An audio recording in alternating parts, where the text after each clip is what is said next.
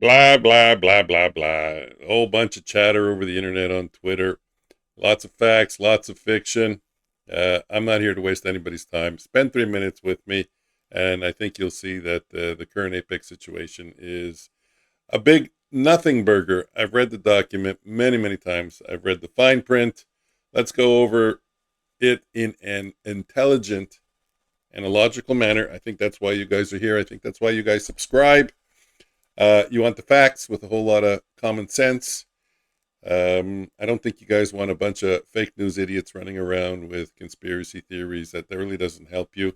It's entertaining, but I don't think it helps you at all. So let's take a look at what's going on with the letter that came out from Apex. At the beginning of the letter, talk about the prop trading landscape has experienced a lot of change, which you guys know about that. You also know that there's a lot of regulation and there's a lot of growth in this industry. I think you can agree with me there, right? If you don't think there's growth and regulation coming in, you've had your head in the sand. But this letter mainly deals with the fact that there are a lot of challenges that the prop firms are going through right now. Many of these challenges, let's look at them, are actually it's the next slide. They talk about hedging schemes, extreme DCA, automated bots, copying schemes, copying signal services. And mostly, I think what they're dealing with are the hedging schemes where people go pretty much full port long with one firm and full port short with another firm, which, again, I think you guys can agree with me is pretty unacceptable. If you had a prop firm, that's really not the kind of traders that you would want with your firm, right? I think we can agree with that.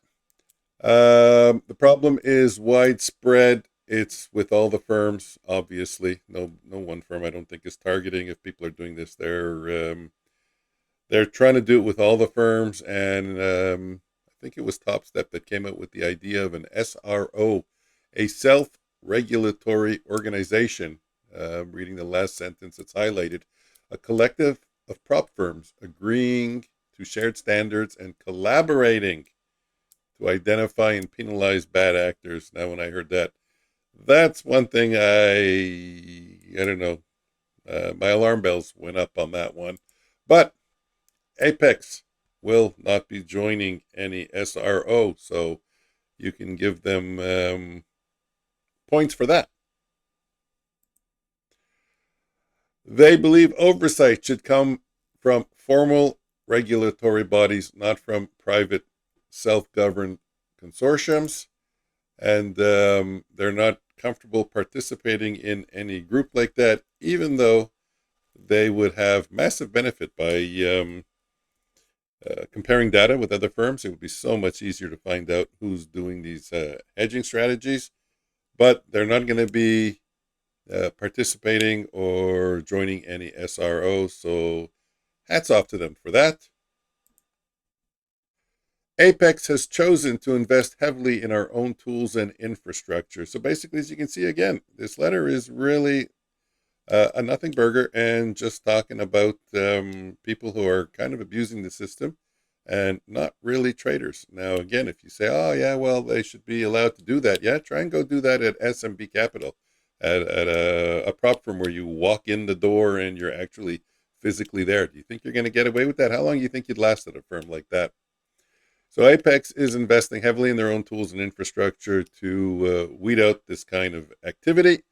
I don't really have to go over what they all are. You saw that in the letter. You can just read it. Now, these trading activities, basically, they're saying is a small percentage of Apex accounts, and I believe that. I don't do that, and there's not a lot of people that I've really ever come across in my career that I've seen that do that.